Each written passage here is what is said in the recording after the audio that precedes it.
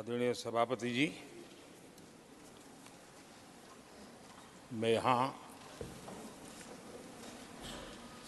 आदरणीय राष्ट्रपति जी के अभिभाषण की चर्चा में भागीदार बनने के लिए उपस्थित हुआ हूँ और मैं आदरणीय राष्ट्रपति जी के भाषण को मेरी तरफ से आदरपूर्वक धन्यवाद भी देता हूँ, अभिनंदन भी करता हूँ।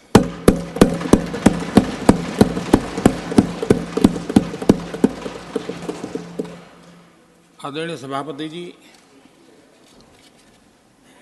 ये 75वां गणतंत्र दिवस ये अपने आप में एक महत्वपूर्ण माइलस्टोन है और उस समय संविधान की यात्रा के इस महत्वपूर्ण पड़ाव पर राष्ट्रपति जी का भाषण उसका एक ऐतिहासिक महत्व भी रहता है और उन्होंने अपने भाषण में भारत के आत्मविश्वास की बात कही है,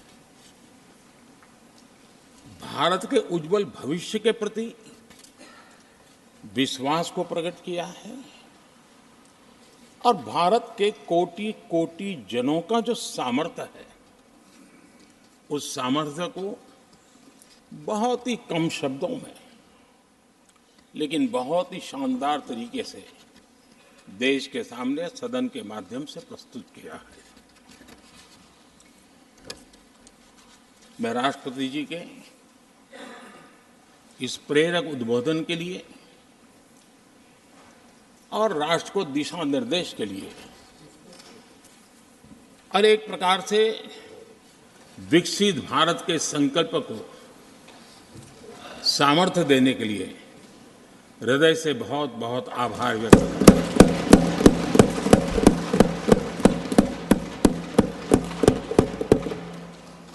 चर्चा के दरमियान अनेक मान्य सदस्यों ने अपने विचार रखे और चर्चा को समृद्ध करने का अपने अपने तरीके से प्रयास भी किया। इस चर्चा को समृद्ध करने के प्रयास करने वाले सभी आदरणीय साथियों का भी मैं हृदय से आभार व्यक्त करता हूं, अभिनंदन करता हूं।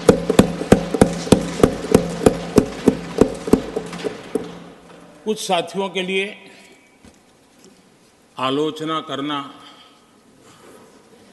कड़वी बातें करना ये उनकी मजबूरी थी, उनके प्रति भी मैं संवेदनाएं प्रकट करता हूं।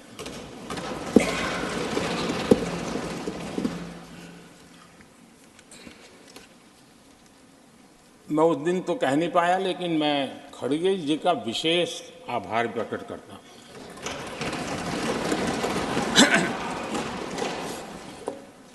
बहुत ध्यान से सुन रहा था खड़गे जी उस दिन में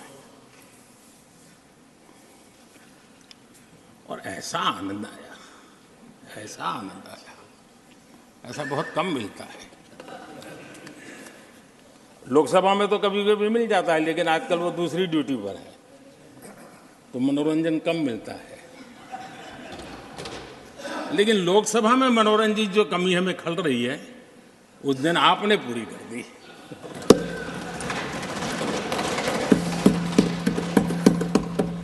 और मुझे प्रसन्नता इस बात की थी कि माननीय खड़गे जी काफी लंबा और बड़ी इम्तिहान वजह से शांति से बोल रहे थे, समय भी काफी लिया था। तो मैं सोच रहा था कि आजादी मिली कैसे, इतना सारा बोलने की आजादी मिली कैसे।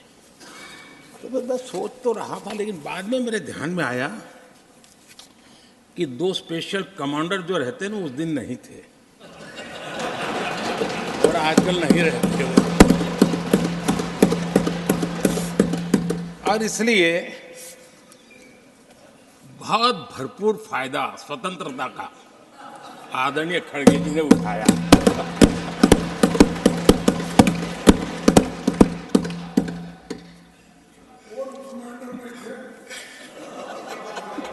और मुझे लगता है कि उस दिन खड़गे जी ने सिनेमा का एक गाना सुना होगा, ऐसा मौका फिर कहाँ मिलेगा।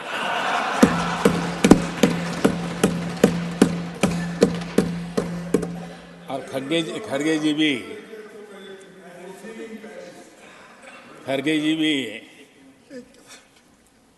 एम्पायर नहीं है, कमांडोज नहीं है, तो चौके छक्के मारने में मजा आ रहा था उनको। लेकिन एक बात खुशी की रही, उन्होंने जो 400 सीट एनडीए के लिए आशीर्वाद दिया था,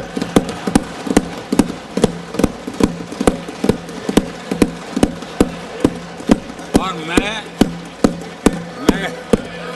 खड़गे जी के इन आशीर्वाद को, आपके आशीर्वाद मेरे सर आंखों पर, अब आपको आशीर्वाद वापिस लेना तो ले सकते हैं, क्योंकि एक खबर तो आ गए हैं।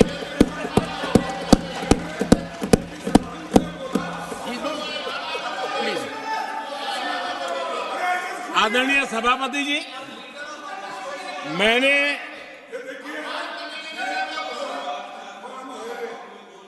आदरणीय सभापति जी,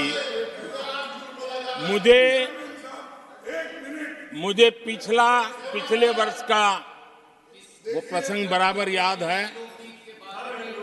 उस सदन में हम बैठते थे और देश के प्रधानमंत्री की आवाज को गला घोंटने का भरपूर प्रयास किया गया। हम बड़े धैर्य के साथ, बड़ी नम्रता के साथ आपके एक एक शब्द को सुनते रहे, और आज भी आप न सुनने की तैयारी के साथ आए हैं। आप न सुनने की तैयारी के साथ आए हैं, लेकिन मेरी आवाज को आप दबा नहीं सकते हैं।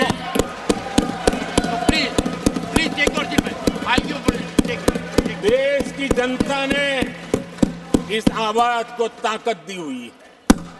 देश की जनता के आशीर्वाद से आवाज निकल रही है, और इसलिए आपने पिछली बार, मैं भी इस बार पूरी तैयारी के साथ आया हूं। मैंने सोचा था कि उस वक्त कि शायद आप जैसे व्यक्ति सदन में आए हैं तो मर्यादाओं का पालन करेंगे, लेकिन 1.5-2 घंटे तक क्या जुल्म किया था आप लोगों ने मुझ पर, और उसके बाद भी मैंने एक भी शब्दों की मर्यादाएं तोड़ी नहीं थी। आदरणीय सभापति जी, मैंने भी एक प्रार्थना की है, और प्रार्थना तो कर सकते हैं, और मैं तो करता रहता हूं। पश्चिम बंगाल से आपको जो चैलेंज आई है,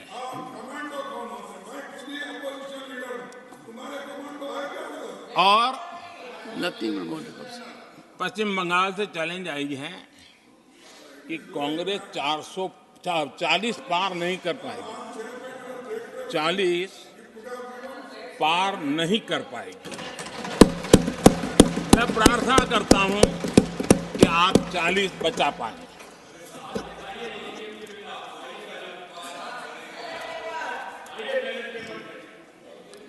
आदरणीय सभापति जी, हमको बहुत सुनाया गया है, और हमने सुना है। लोकतंत्र में आपका कहने का अधिकार है, और हमारी सुनने की जिम्मेवारी है। और आज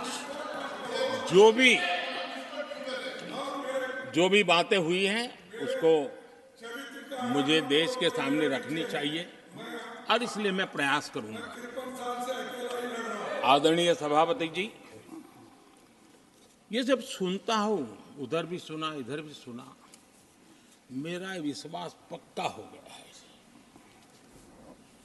कि ये पार्टी सोच से भी आउटडेटेड हो गई है।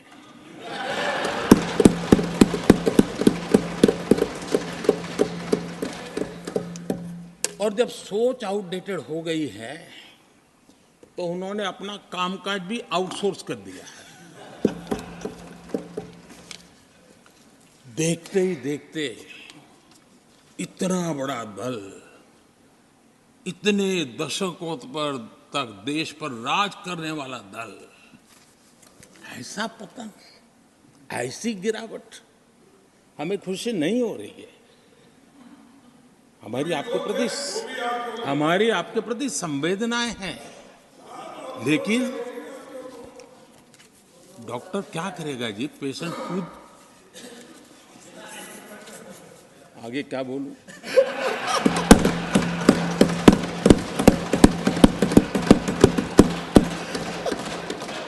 आदरणीय सभापति जी, ये बात सही है कि आज बहुत बड़ी बड़ी बातें होती हैं, सुनने की ताकत भी खो चुके हैं, लेकिन मैं तो देश के सामने बात रखने के लिए जरूर कहूंगा। जिस कांग्रेस ने सत्ता के लालच में सरेआम लोकतंत्र का गला घोंट दिया था,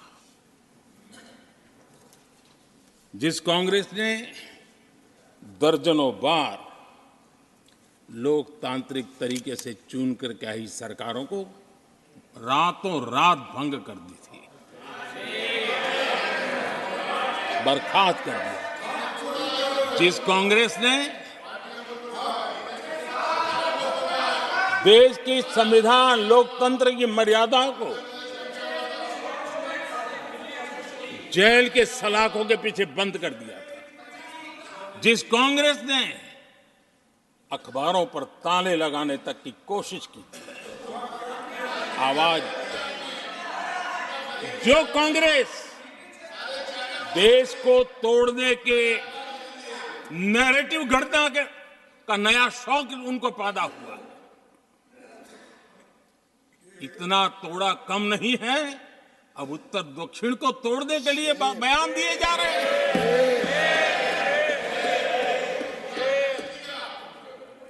और ये कांग्रेस हमें लोकतंत्र और फेडरलिज्म उस पर प्रवचन दे रही है।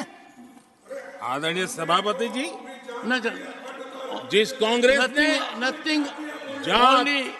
Only the address will go on record. और भाषा के नाम पर देश को बांटने में कोई कसर नहीं छोड़ी, जिस कांग्रेस ने आतंकवाद और अलगाववाद को अपने हित में पनपने दिया, जिस कांग्रेस ने नॉर्थ ईस्ट को हिंसा, अलगाव और पिछड़ेपन में धकेल दिया, जिस कांग्रेस के राज में नक्सलवाद के लिए देश के लिए एक बहुत बड़ी चुनौती बनाकर के छोड़ दिया, जिस कांग्रेस ने देश की बहुत बड़ी जमीन दुश्मनों के हवाले कर दी, जिस कांग्रेस ने देश की सेनाओं का आधुनिकीकरण होने से रोक दिया, वो आज हमें राष्ट्रीय सुरक्षा और आंतरिक सुरक्षा के लिए भाषण दे रहे हैं। जिस कांग्रेस ने आजादी के बाद से ही कंफ्यूज रही, उनको उद्योग जरूरी है कि खेती जरूरी है, उसी कंफ्यूजन में गुजारा किया। जो कांग्रेस तय नहीं कर पाई कि नेशनलाइजेशन करना है कि प्राइवेटाइजेशन करना है, उलझती रही। जो कांग्रेस 10 वर्ष में 12 नंबर से 11 नंबर पर आर्थिक व्यवस्था ले आ पाई, 10 साल में 12 से 11 नंबर, और आप 12 से 11 आने में बहुत मेहनत नहीं पड़ती है, जैसे जैसे आगे बढ़ते हैं तो मेहनत और बढ़ती है। हम 10 साल में 5 नंबर पे ले आए,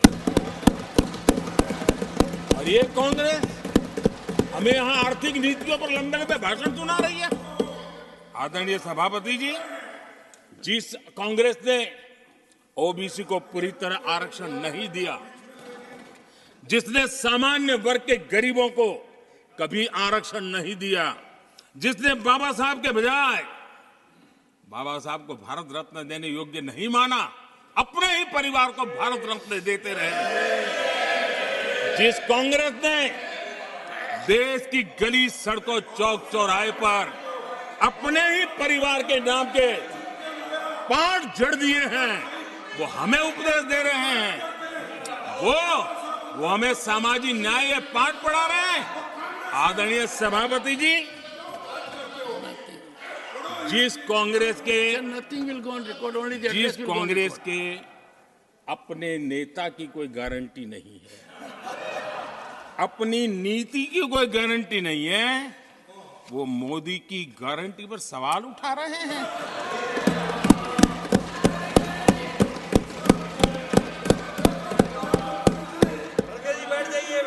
आदरणीय सभापति जी, आदरणीय सभापति जी, यहां एक शिकायत थी।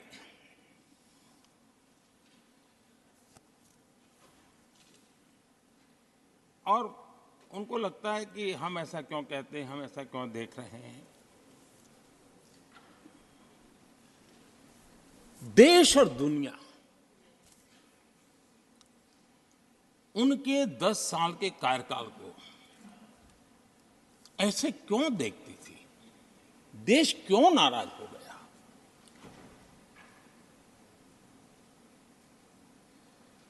इतना गुस्सा देश को क्यों आया?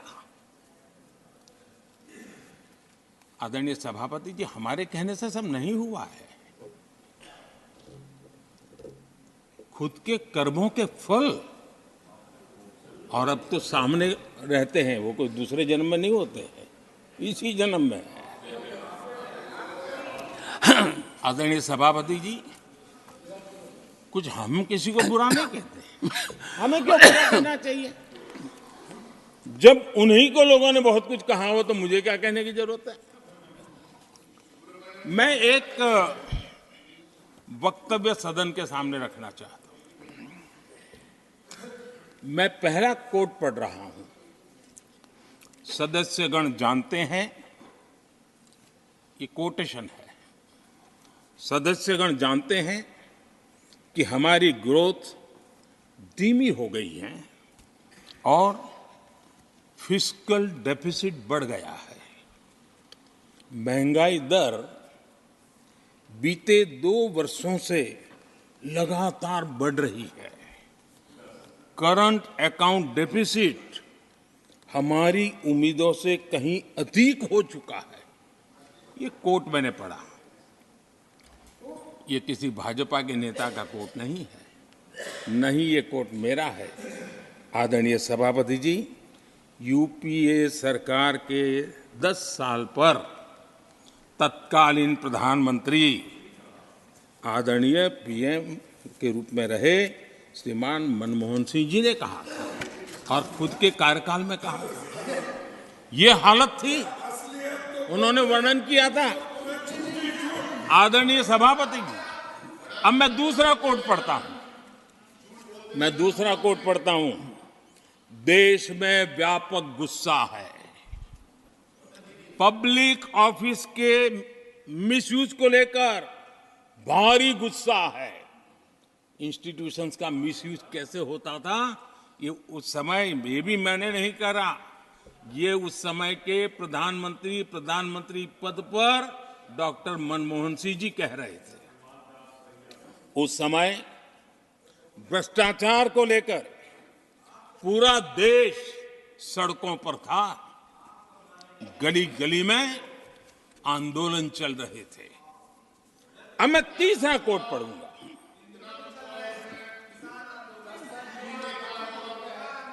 एक संशोधन की कुछ पंक्तियां हैं, इसको भी आप सुनिए। टैक्स कलेक्शन में भ्रष्टाचार होता है, इसके लिए जीएसटी लाना चाहिए। राशन की योजना में लीकेज होती है, जिससे देश का गरीब सबसे अधिक पीड़ित है। इसको रोकने के लिए उपाय खोजने होंगे। सरकारी ठेके जैसे दिए जा रहे हैं उस पर शक होता है। ये भी तत्कालीन प्रधानमंत्री आदरणीय मनमोहन सिंह जी ने कहा था। और उसके पहले और एक प्रधानमंत्री, उन्होंने ये कहा था कि दिल्ली से 1 रुपया जाता है 15 पैसा पहुंचता है। सुधार, बीमारी का पता था, सुधार करने की तैयारी नहीं थी। और आज बातें तो बड़ी बड़ी की जा रही है। कांग्रेस के 10 साल का इतिहास देखिए। फ्रेजाइल 5 इकोनॉमी में दुनिया में कहा जाता था, मैं नहीं, दुनिया कहती फ्रेजाइल 5, पॉलिसी पैरालिसिस, ये तो उनकी पहचान बन गई थी। और हमारे 10 वर्ष टॉप 5 इकोनॉमी वाले।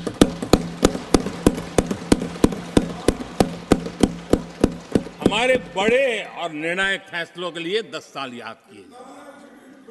आदरणीय सभापति जी, हम उस कठिन दौर से बहुत मेहनत करके, सोच समझ करके देश को संकटों से बाहर लाए हैं। ये देश ऐसे ही आशीर्वाद नहीं दे रहा है। आदरणीय सभापति जी,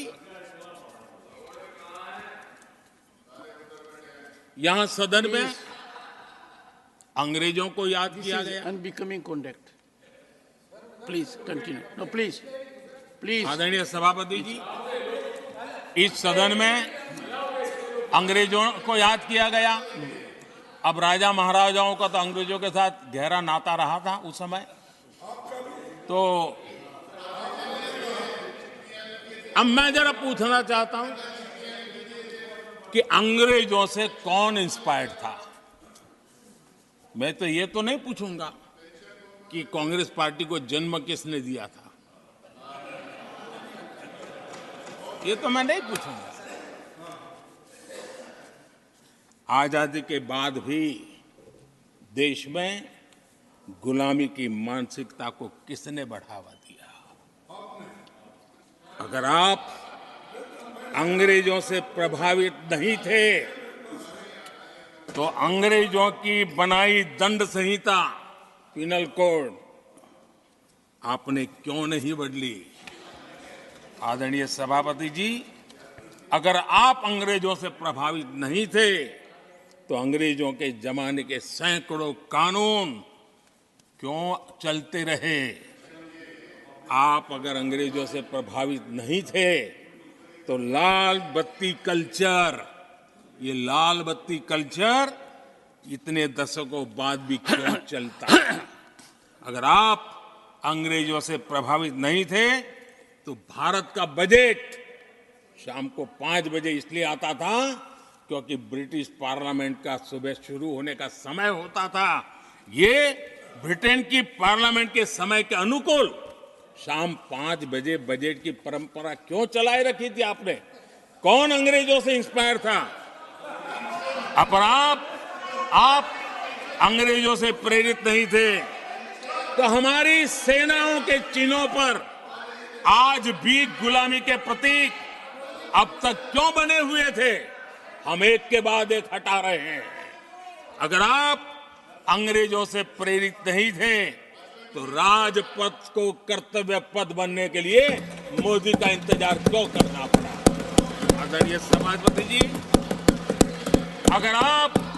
अगर आप अंग्रेजों से प्रभावित नहीं थे तो अंडमान और निकोबार, इन द्वीप समूहों पर आज भी अंग्रेजी सत्ता के निशान क्यों लटके पड़े थे? आदरणीय सभापति जी, अगर आप अंग्रेजों से प्रभावित नहीं थे तो इस देश के सेना के जवान देश के लिए मन मिटते रहे, लेकिन देश के जवानों के सम्मान में एक वॉर मेमोरियल तक आप बना नहीं पाए थे। क्यों नहीं बनाया? अगर आप अंग्रेजों से इंस्पायर्ड नहीं थे, प्रभावित नहीं थे, तो भारतीय भाषाओं को हीन भावना से क्यों देखा? स्थानीय भाषा में पढ़ाई के प्रति आप लोगों की बेरुखी क्यों थी? आदरणीय सभापति जी, अगर आप अंग्रेजों से प्रेरित नहीं थे तो भारत को मदर ऑफ डेमोक्रेसी बताने में आपको कौन रोकता था? आपको क्यों महसूस नहीं हुआ कि दुनिया में? आदरणीय सभापति जी, मैं सैकड़ों उदाहरण दे सकता हूं कि आप किस प्रभाव में काम करते थे और देश को सुनते ये सारी बातें याद आने वाली है। आदरणीय सभापति जी, मैं एक और उदाहरण देना चाहता हूं। कांग्रेस ने नैरेटिव फैलाया और इस नैरेटिव का परिणाम क्या हुआ कि भारत की संस्कृति और संस्कारों मानने वाले लोगों को बड़े हीन भाव से देखा जाने लगा, ढकियानों से मानने लगा गया और इस प्रकार से एक हमारे अतीत के प्रति अन्याय करने की नौबत आई है। अपनी मान्यताओं को गाली देते हैं, अपनी अच्छी परंपराओं को गाली देते हैं तो आप प्रोग्रेसिव हैं। इस प्रकार के नैरेटिव गढ़े जाने लगे देश में और उसका नेतृत्व कहां होता था ये दुनिया भली भांति जानती है।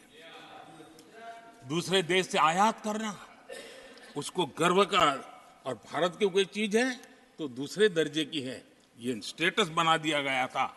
ये स्टेटस सिंबल बाहर से आया, मेड इन फॉरेन स्टेटस बना दिया था। ये लोग आज भी वोकल फॉर लोकल बोलने से बच रहे हैं। मेरे देश के गरीबों के कल्याण का काम हो रहा है। आज आत्मनिर्भर भारत की बात उनके मुंह से नहीं निकलती है। आज मेक इन इंडिया कोई बोलता है तो उनके पेट में चूहे दौड़ने लग जाते हैं। आदरणीय सभापति जी, देश ये सब देख चुका है और अब समझ भी चुका है और उसी का परिणाम आप भुगत भी रहे हैं। आदरणीय सभापति जी, राष्ट्रपति जी ने अपने अभिभाषण में विस्तार से चार सबसे बड़ी जातियों के विषय में हम सबको संबोधित किया था। युवा, नारी, गरीब और हमारे अन्नदाता। हम जानते हैं इनकी समस्याएं ज्यादातर एक समान है, उनके सपने भी एक समान है और उसके समाधान अगर करने हैं तो थोड़ा 19-20 का फर्क पड़ेगा, लेकिन इन चारों वर्गों के समाधान के रास्ते भी एक ही हैं और इसलिए उन्होंने बहुत ही उपयुक्त रूप से राष्ट्र का मार्गदर्शन किया है कि इन चार स्तंभों को मजबूत करिए, देश विकसित भारत की तरफ तेज गति से आगे बढ़ेगा।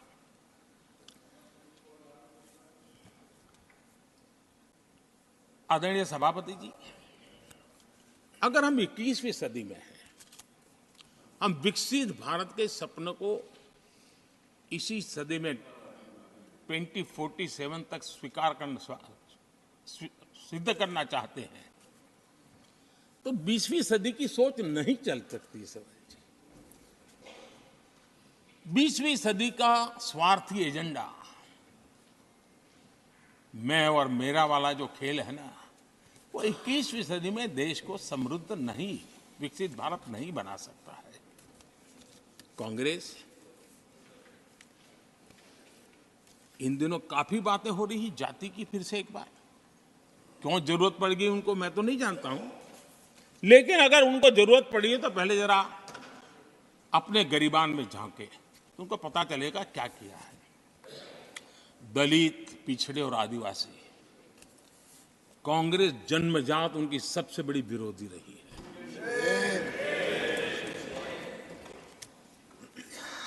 और मैं तो कभी कभी सोचता हूं अगर बाबा साहब न होते ना तो शायद कि एससी एसटी को आरक्षण मिलता कि नहीं मिलता, ये भी मेरे मन में सवाल उठता है। आदरणीय सभापति जी, और मैं ये कह रहा हूं, इसके पीछे मेरे पास प्रमाण है। इनकी सोच आज से नहीं, उस समय से ऐसी है, मेरे पास प्रमाण। और मैं प्रमाण के सिवाय मैं यहां कहने के लिए नहीं आया। और जब बातें वहां से उठी हैं तो फिर तैयारी रखनी चाहिए उनको। मेरा परिचय तो हो चुका है, 10 साल हो गए।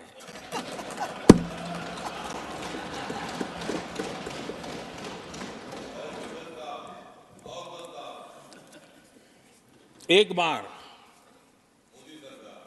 और मैं आदरपूर्वक नेहरू जी को इन दिनों ज्यादा याद करता हूं, क्योंकि हमारे साथियों की अपेक्षा रहती है कि जरा उनको तो बोलो, कुछ तो बोल रहा थे।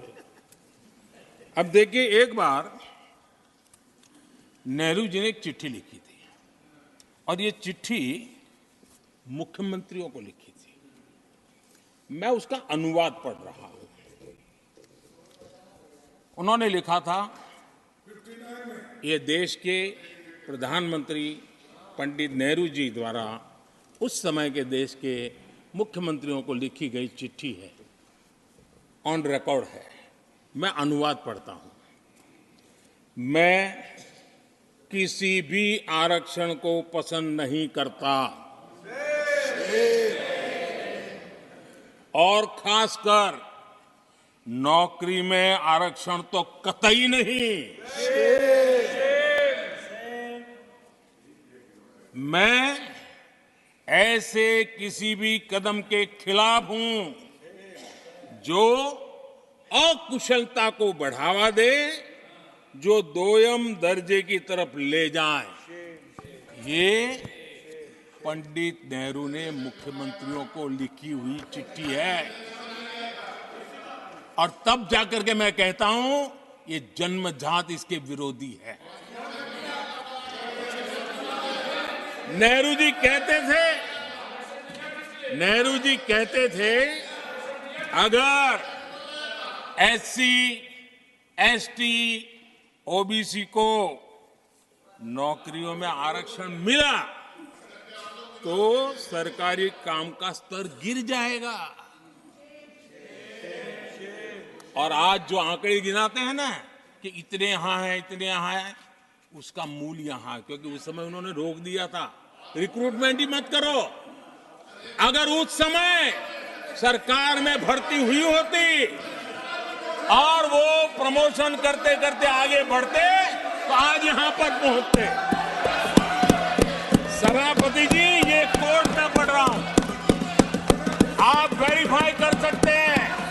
मैं पंडित नेहरू का कोर्ट पढ़ रहा हूं।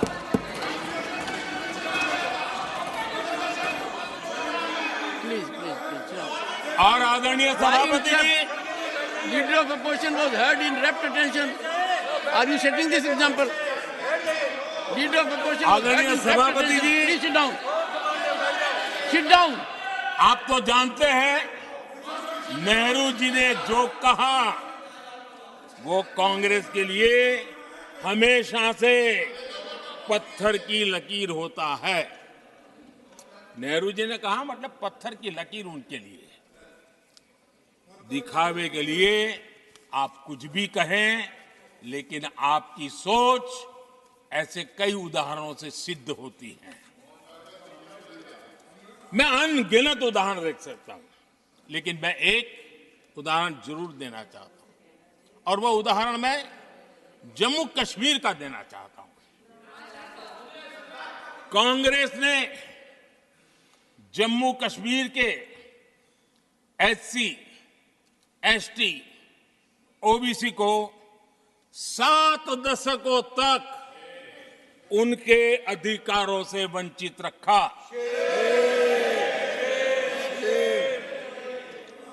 आर्टिकल 370 में हम कितनी जीतेंगे उसकी बात अभी नहीं कर रहा हूं। आर्टिकल 370 को निरस्त किया,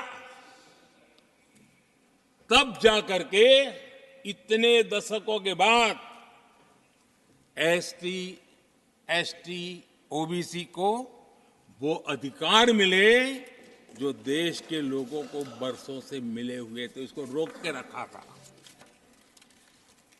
जम्मू कश्मीर में फॉरेस्ट राइट्स एक्ट उनको प्राप्त नहीं था। जम्मू कश्मीर में प्रिवेंशन ऑफ एट्रोसिटी एक्ट नहीं था। ये हमने 370 हटाकर ये अधिकार उनको दिए। हमारे एससी समुदाय में भी सबसे पीछे पीड़ित कोई रहा तो हमारा वाल्मीकि समाज रहा, लेकिन हमारे वाल्मीकि परिवारों को भी 7 दशक के बाद भी जम्मू कश्मीर में रहे लोगों की सेवा करते रहे, लेकिन डोमिसाइल का अधिकार नहीं दिया गया। ये है। और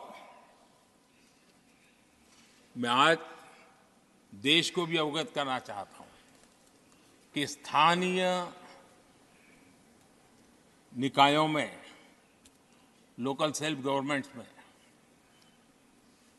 ओबीसी के आरक्षण का विधेयक भी कल 6 फरवरी को लोकसभा में भी पारित हुआ।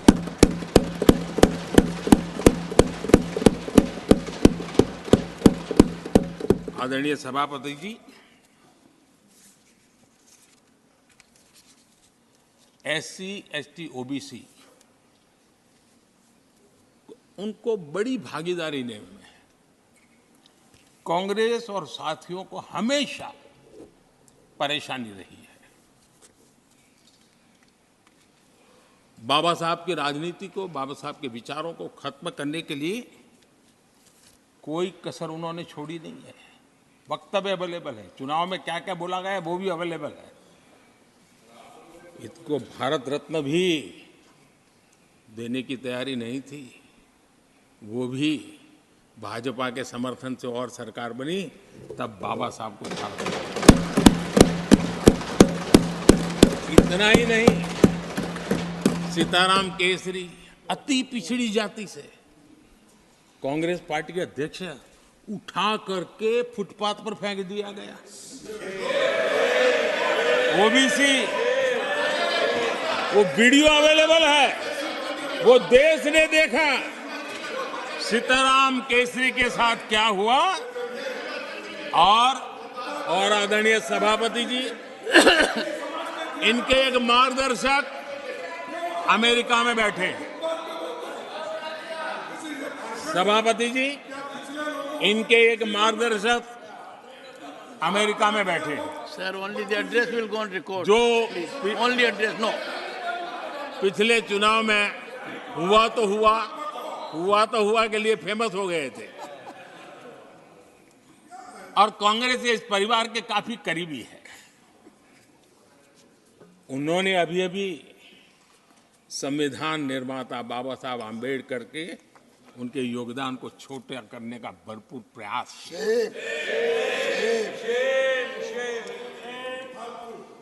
आदरणीय सभापति जी, देश में पहली बार एनडीए ने एक आदिवासी बेटी को राष्ट्रपति बनाने के लिए प्रस्ताव, उनको उम्मीदवार बनाया।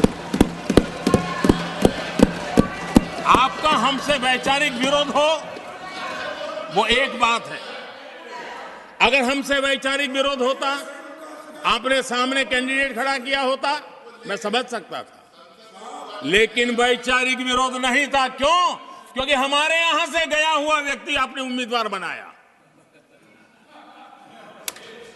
इसलिए वैचारिक विरोध नहीं था।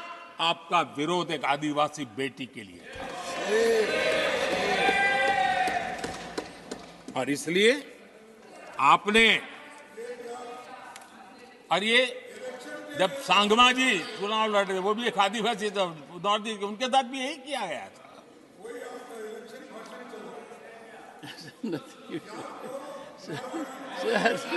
और आज तक सभापति जी, राष्ट्रपति जी का अपमान करने की घटनाएं कम नहीं है। पहली बार इस देश में हुआ है। उनके जिम्मेवार लोगों के मुंह से ऐसी ऐसी बातें निकली है, शर्म से माथा झुक जाए। राष्ट्रपति के लिए ऐसी भाषा बोली गई है, मन में जो कसक पड़ी है ना, वो कहीं न कहीं इस प्रकार से निकलते रहती है। एनडीए के अंदर हमने 10 साल काम करने का मौका मिला। हमने पहले दलित को और अब आदिवासी को, हमने हमेशा हमारी प्राथमिकता क्या है, इसका परिचय दिया। आदरणीय सभापति जी, जब हम हमारी सरकार के परफॉर्मेंस की बात करता हूं, एनडीए की जो गरीब कल्याण की नीतियों की बातें करता हूं, थोड़ा सा अगर उस समाज को निकट से जानते हो, आखिर कौन समाज है लाभार्थी, कौन लोग हैं? ये झुग्गी झोपड़ी में किसको रहने के लिए जिंदगी गुजारनी पड़ रही है? ये किस समाज के लोग हैं? मुसीबतों से गुजरना पड़ता है, व्यवस्थाओं से वंचित रहना पड़ा है, कौन समाज है? हमने जितना काम किया है ना, ये एससी, एसटी, ओबीसी, आदिवासी इसी समाज के लिए है। कच्ची बस्तियों में रहने वाले लोगों को पक्का घर मिला है, तो मेरे इस समाज के बंधुओं को मिला है। स्वच्छता के अभाव में हर वर्ग बीमारी से जूझना पड़ता था, उनको स्वच्छ भारत अभियान का लाभ देने का काम सभापति जी हमारी योजनाओं के तहत मिला है, ताकि उसको अच्छी जिंदगी जीने का अवसर मिला।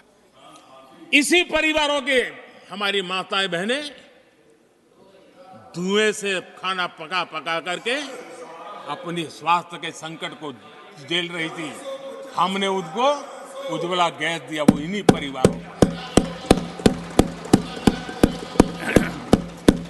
मुफ्त राशन हो, मुफ्त इलाज हो, इसके लाभार्थी यही मेरे परिवार हैं, जो समाज के इस वर्ग के मेरे परिवारजन हैं, जिनके लिए हमारी सारी योजनाएं काम कर रही है।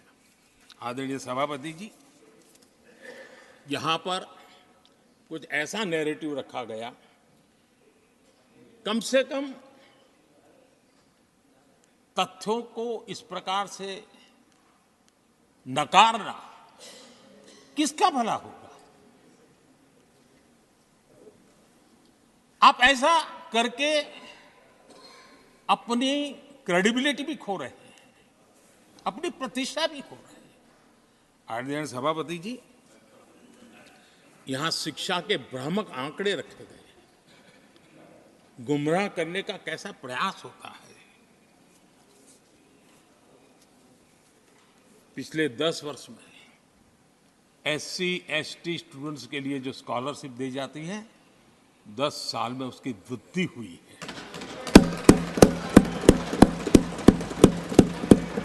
इन 10 वर्षों में स्कूलों में, हायर एजुकेशन में नामांकन की संख्या भी बहुत बढ़ी है और ड्रॉप आउट बहुत तेजी से कम हुआ है।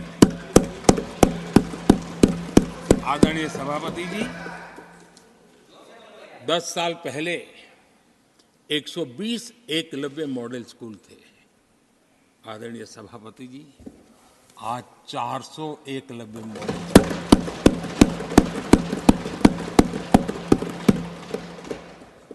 आप इन चीजों को क्यों नकारते हैं, क्यों ऐसा करते हैं, मुझे समझ नहीं आता।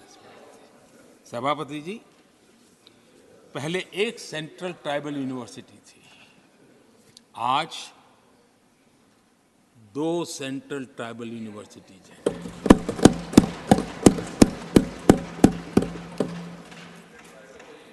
आदरणीय सभापति जी, ये भी सच्चाई है कि लंबे अरसे तक दलित, पिछड़े, आदिवासी बेटे बेटियां कॉलेजों का दरवाजा तक नहीं देख पाते थे। मुझे याद है, मैं गुजरात में जब सीएम बना तो मेरे लिए चौंकाने वाला एनालिसिस मेरे सामने आया। गुजरात में उमरगांव से अंबाजीपुरा बेल्ट आदिवासी बहुल क्षेत्र है। हमारे दिग्विजय जी के एक दामाद भी उसी इलाके में है। उस पूरे इलाके में साइंस स्ट्रीम की एक भी स्कूल नहीं थी। मैं जब वहां गया, अब उस इलाके में मेरे आदिवासी बच्चों के लिए साइंस स्ट्रीम की स्कूल नहीं होगी तो इंजीनियरिंग, डॉक्टरी का तो सवाल ही कहां उठता है। ऐसी मिनिमम चीजें और यहां पर क्या भाषण दे रहे हैं जी। आदरणीय सभापति जी, और मैं बताना चाहता हूं, सदन को गर्व होगा, संतोष, आप उस सदन में बैठे हैं, वहां एक ऐसी सरकार आपके साथ बात करने की ऐसी सरकार नेतृत्व कर रही है जहां कितना बड़ा परिवर्तन आया। आप उस समाज का विश्वास बढ़ाइए, उनका हौसला बुलंद कीजिए, वो देश की मुख्य धारा में तेजी से आगे बढ़े, उसके लिए हम प्रयास करें, सामूहिक प्रयास करें। आप देखिए, आदिवासी और हमारे SC/ST समाज के विद्यार्थियों का नामांकन, मैं कुछ आंकड़े रखना चाहता हूं। उच्च शिक्षा में SC विद्यार्थियों का नामांकन 44% बढ़ा है।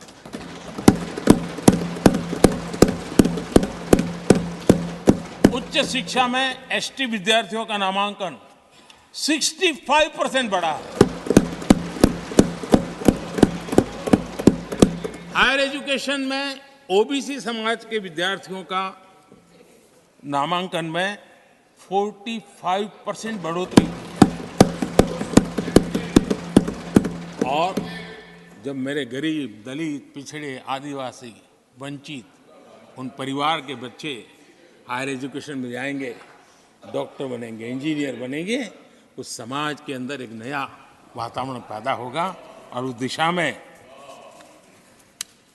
हमारी कोशिश यही है कि मूलभूत समस्याओं का समाधान करने के लिए थोड़ा समय लगे, लेकिन मजबूती से काम करें। और इसलिए हमने एजुकेशन पर इस प्रकार से बल दे के काम किया है। कृपा करके, जानकारियों का अभाव है तो कहीं हम जानकारियां दे देंगे, लेकिन ऐसे नैरेटिव मत बनाइए ताकि आपकी प्रतिष्ठा भी कम हो, आपके शब्द की ताकत खत्म हो जाए। आप पर दया आ जाती है कभी कभी।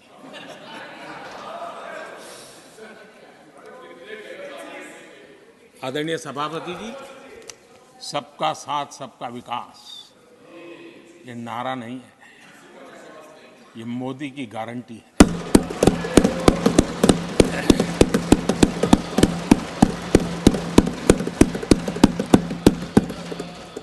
और जब इतने सारे काम करते हैं, मुझे किसी ने एक कविता लिख करके भेजी थी।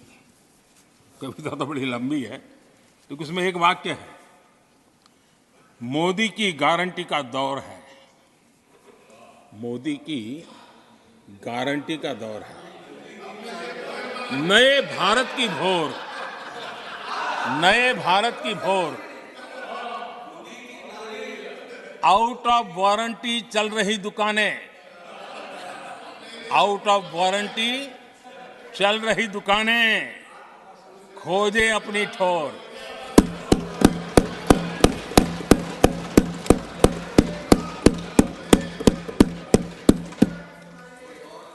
आदरणीय सभापति जी, किस प्रकार से देश में निराशा फैलाने का प्रयास, मैं ये तो समझता हूं, जो लोग इतनी निराशा की गर्त में डूब चुके हैं, वैसे निराशा फैलाने का उनका सामर्थ्य भी बचा नहीं है, वो भी सामर्थ्य नहीं बचा। आशा का तो संचार कर ही नहीं सकते, जो खुद निराशा में डूबे उनसे आशा है। लेकिन देश में हर जगह जहां बैठो वहां निराशा निराशा निराशा फैलाने का जो खेल चल रहा है और सच्चाई को नकार करके हो रहा है, वो न खुद का भला कर पाएंगे न देश का भला कर पाएंगे। आदरणीय सभापति जी, हर बार एक ही गाना गाया जाता है, समाज के कुछ वर्गों को भड़काने के लिए बिना हकीकतों को ऐसे वाक्य बोल दिए जाते हैं। मैं जरा देश के सामने कुछ हकीकतें बोलना चाहता हूं और मुझे विश्वास है मीडिया इस ऐसे विषयों पर जरा डिबेट कर ले ताकि पता चले। आदरणीय सभापति जी, यहां पर सरकारी कंपनियों को लेकर हम पर भांति भांति के आरोप लगे। क्या क्या आरोप लगाए जा रहे हैं, सिर पैर माथा कुछ नहीं, बस लगाते चलो। अब देखिए, देश को याद है मारुति के शेयर का क्या खेल चल रहा था। उस जमाने में हेडलाइन बना करती थी, मारुति शेयर का क्या चल रहा था। मैं उसकी गहराई में नहीं जाना चाहता, वरना उनको वहां तक पानी पहुंचेगा कि शायद यहाँ पर करंट लग जाएगा, इसलिए मैं वहां तक जाना नहीं चाहता। आदरणीय सभापति जी, आदरणीय सभापति जी, देश को जानना जरूरी है। आदरणीय सभापति जी, मैं तो आजाद भारत में पैदा हुआ हूं, मेरे विचार भी आजाद है और मेरे सपने भी आजाद हैं।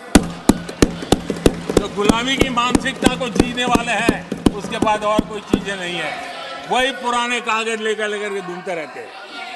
आदरणीय सभापति जी, कांग्रेस ने कहा कि हमने पीएसयू बेच दिए, पीएसयू डुबो दिए, बाती बाती की बातें यहां सुन और वरिष्ठ लोगों के मुंह से सुन रहा था। याद कीजिए बीएसएनएल, एमटीएनएल को बर्बाद करने वाले कौन थे? वो कौन सा कालखंड था जब बीएसएनएल, एमटीएनएल बर्बाद हो चुके? जरा याद कीजिए एचएएल, उसकी दुर्दशा क्या करके रखी थी, बर्बादी, और जाकर के गेट पर भाषण देकर के 2019 का चुनाव लड़ने का एजेंडा तय होता था एचएएल के नाम पर। जिन्होंने एचएएल को तबाह कर दिया था वो एचएएल के गेट पर जाकर के भाषण झाड़ रहे थे। आदरणीय सभापति जी, एयर इंडिया को किसने तबाह कर दिया, किसने बर्बाद कर दिया? ये हालत कौन लाया था? कांग्रेस पार्टी और यूपीए ये 10 साल की उनकी बर्बादी से मुंह नहीं मोड़ सकते। देश भली भांति जानता है। और अब मैं हमारे कार्यकाल के जरा सफलता की बात बताना चाहता हूं। आदरणीय सभापति जी, आज जिस बीएसएनएल को आपने तबाह करके छोड़ा था ना, वो बीएसएनएल आज made in India 4G, 5G उस तरफ आगे बढ़ रहा है और दुनिया का ध्यान आकर्षित कर रहा है। आदरणीय सभापति जी, एचएएल के लिए इतने भ्रम फैलाए, आज रिकॉर्ड मैन्युफैक्चरिंग एचएएल के कर रहा है,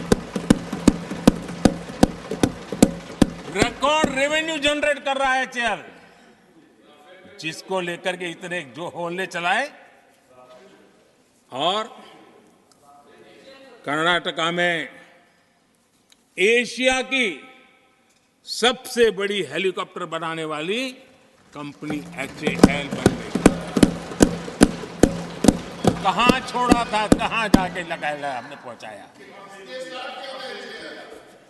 आदरणीय सभापति जी, एक कमांडो यहां नहीं है, एलआईसी को लेकर भी पता नहीं कैसे कैसे बड़े विद्वत्तापूर्ण बयान देते थे। एलआईसी का ऐसा हो गया, एलआईसी का वैसा हो गया, एलआईसी का यूं हो गया। जितनी गलत बातें एलआईसी को लिए बोलनी चाहिए बोली, और तरीका यही है, किसी को बर्बाद करने, अफवाह फैलाओ, झूठ फैलाओ, भ्रम फैलाओ। और टेक्निक वही है, गांवों में किसी का बड़ा बंगलो हो, लेने का मन करता हो, लेकिन हाथ ना लगता हो तो फिर हवा फैला देते, ये भूतिया बंगला है, यहां जो जाता है ऐसी हवा फैला देते, कोई लेता नहीं, फिर खोजा करके लपक लेते। एलआईसी क्या क्या चलाया। आदरणीय सभापति जी, मैं सीना तान करके सुनाना चाहता हूं, आंखें ऊंची करके सुनाना चाहता हूं, आज एलआईसी के शेयर रिकॉर्ड स्तर पर ट्रेड हो रहे हैं। क्यों? आदरणीय सभापति जी, अब प्रचार किया जा रहा है पीएसयू बंद हो गए, पीएसयू बंद हो गए। अब उनको तो याद भी नहीं होगा क्या है, बस किसी ने पकड़ा दिया, बोलो। 2014 में देश में 234 पीएसयू थे, 234 2000 उनके यूपीए के 10 साल के कालखंड में। अब 14 में जब उन्होंने छोड़ा 234 आज 254 है।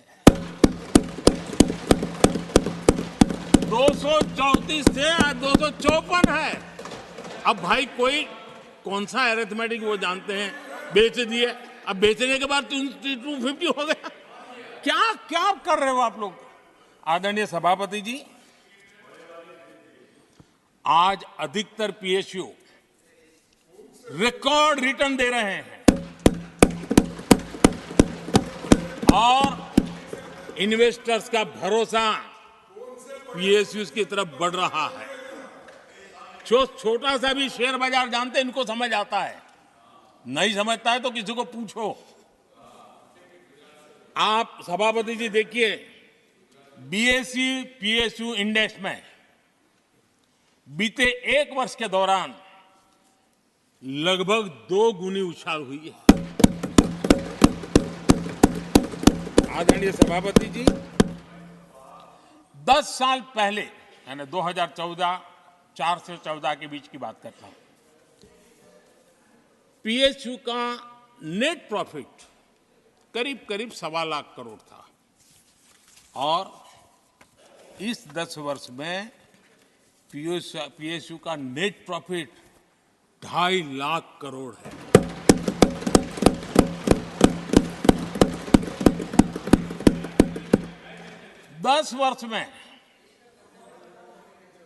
हमारे 10 वर्ष में पीएसयू की नेट वर्थ 9.5 लाख करोड़ से बढ़कर के 17 लाख करोड़ हो गई है।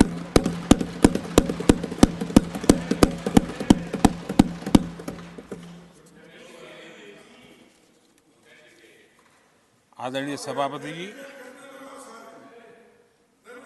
इनका हाथ जहां भी लगता है ना, उसका डूबना तय हो जाता है और उससे यही दशा करके उन्होंने छोड़ी थी। हम मेहनत करके इतनी बाहर लाए, इतनी प्रतिष्ठा बढ़ी है। आपको खुशी होनी चाहिए, भ्रम मत फैलाइए, बाजार में हवा ऐसी न फैलाइए कि देश के सामान्य निवेशक के मन को उलझन में आ जाए। ऐसा काम आप नहीं कर सकते। आदरणीय सभापति जी, इन लोगों की मर्यादा इतनी है, अब इन्होंने अपने युवराज को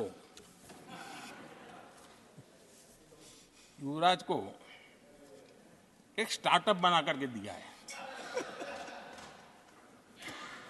अब वो नॉन स्टार्टर है।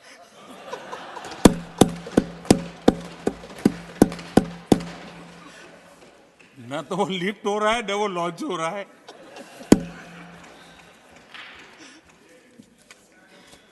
आदरणीय सभापति जी,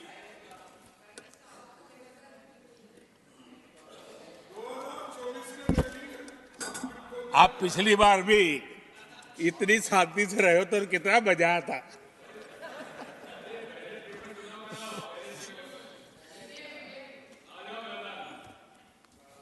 आदरणीय राष्ट्रपति जी, आदरणीय सभापति जी,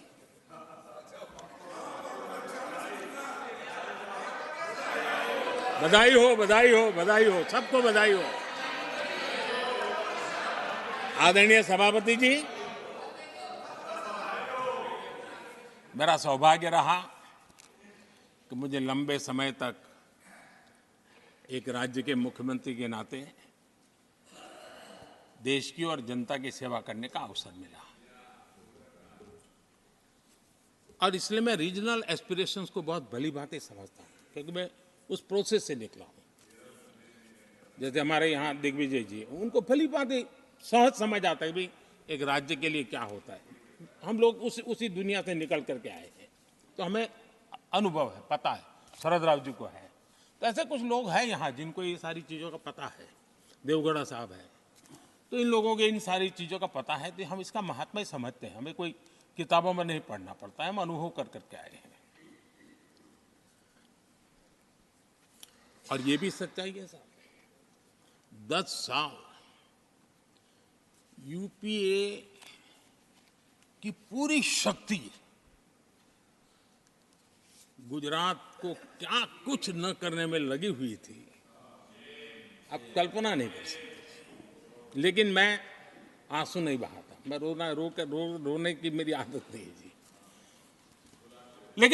लेकिन तब भी उतने संकटों के बावजूद भी, उतने जुल्म के बाद भी, हर प्रकार की मुसीबतों को झेलते हुए भी मेरी तो मुसीबत ऐसी थी कि यहाँ किसी मिनिस्टर से मुझे अपॉइंटमेंट नहीं मिलती थी। वो कहते थे भाई आप जानते हो मेरी तो दोस्ती है, मैं फ़ोन पे बात कर लूँगा, लेकिन कहीं फ़ोटो वोटो निकल गए, ये डर रहता था। यहाँ मंत्रियों का डर ऐसा था। अब खैर उनकी मुसीबतें मैं समझ सकता हूँ। मेरे यहाँ एक बार बहुत प्राकृतिक आपदा आई। मैंने उस समय प्रधानमंत्री जी को बड़ा रिक्वेस्ट किया कि आप आइए, एक बार जरा देख लीजिए। उनका कार्यक्रम बना, फिर साहब एक एडवाइजरी कमेटी बनी थी ना, शायद वहाँ से हुक्म आया, तो कोई हेलीकॉप्टर से हवाई निरीक्षण करे वो तो मैं समझ सकता हूँ। साहब वो कार्यक्रम बदल करके साउथ में किस राज्य में गए तो मुझे याद नहीं रहा आज, और बोले हम हवाई जहाज से ऊपर से देख लेंगे, हम गुजरात में नहीं आएंगे। मैं सूरत पहुंचा हुआ था, वो आने वाले थे, मैं जानता हूँ आखिर में क्या हुआ होगा। तो आप कल्पना कर सकते हैं साहब, प्राकृतिक आपदा में भी मैंने ऐसी मुसीबतों को झेला है, लेकिन उसके बावजूद भी उस समय भी मेरा मंत्र था, आज भी मेरा मंत्र है कि देश के विकास के लिए राज्य का विकास, भारत के विकास के लिए गुजरात का विकास, और हम सबको इसी रास्ते पर चलना चाहिए। हम राज्यों का विकास से ही राष्ट्र का विकास कर पाएंगे। इस पे कोई विवाद नहीं हो सकता है, कोई विवाद नहीं हो सकता है। और मैं आपको विश्वास देता हूं सभापति जी, राज्य अगर एक कदम चलता है तो 2 कदम चलने की ताकत देने के लिए मैं तैयार हूं।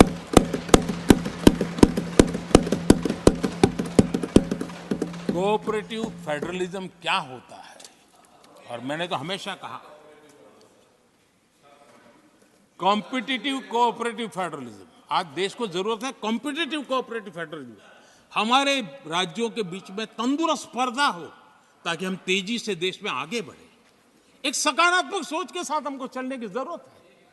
और मैं ये राज्य में था तब भी इसी विचारों को लेकर के काम करता था, इसलिए चुपचाप सहता भी था।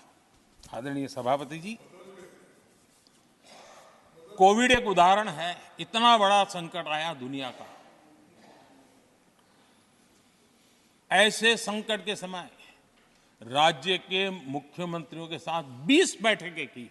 उस कालखंड में एक एक बात का विचार विमर्श करके साथ लेकर के, और सभी राज्यों का सहयोग, एक टीम बन करके केंद्र और राज्य ने काम किया। दुनिया जिस मुसीबत को झेल नहीं पाई, हम सब ने मिल करके, किसी एक को क्रेडिट मैं कभी नहीं दूंगा, सब ने मिल करके इस देश को बचाने के लिए जो हो सकता है, राज्यों को भी उसकी क्रेडिट लेने का पूरा अधिकार है। इस सोच में हमने काम किया। आदरणीय सभापति जी, G20 का आयोजन हम दिल्ली में कर सकते थे। हम दिल्ली में इन बड़े बड़े नेताओं के बीच रह करके सब कुछ क्या नहीं कर, पहले हुआ ही है। हमने ऐसा नहीं किया। हमने G20 का पूरा यश राज्यों को, दिल्ली में एक मीटिंग की तो राज्य में 200, एक एक राज्य को एक्सपोजर मिले दुनिया में। ये गलती से नहीं हुआ, योजना के तरीके से हुआ है। मेरे लिए किसकी सरकार है इसके आधार पर मैं देश नहीं चलाता। हम सब मिलकर के देश आगे बढ़ाना चाहते हैं, इस भूमिका से काम किया है। आदरणीय सभापति, हमारे देश में विदेश के मेहमान आते थे तो मेरे आने के बाद आ रहे था, थोड़ा पहले भी आते थे। आज विदेशी मेहमान आते हैं तो मेरा आग्रह रहता है कि आपको एक दिन किसी राज्य में जाना चाहिए। मैं उनको लेते के जाता हूं राज्यों में, ताकि उनको पता चले कि मेरा देश यानी दिल्ली नहीं है, मेरा देश चेन्नई में भी है, मेरा देश बेंगलुरु में भी है, मेरा देश हैदराबाद में भी है, मेरा देश पुरी में भी है, भुवनेश्वर में भी है, मेरा देश कलकत्ता में भी है, मेरा देश गुवाहाटी में भी है। पूरे दुनिया को मेरे देश के हर कोने का एक्सपोजर मिले, इसके लिए हम कोशिश करते हैं। वहां की सरकार का सहयोग असहयोग इसके तराजू पर नहीं तोड़ते। एक ईमानदारी से इस देश के भविष्य के लिए पूरे विश्व मेरे भारत को जाने, इसके लिए हम इस प्रयास करते हैं। और मैं अभी भी 26 जनवरी को इतना बड़ा काम रहता है, सबको मालूम है। उसके बाद भी मैं 25 तारीख को फ्रांस के राष्ट्रपति को राजस्थान की गलियों में घुमा रहा था। मैं दुनिया को पता चले कि मेरा राजस्थान ऐसा है।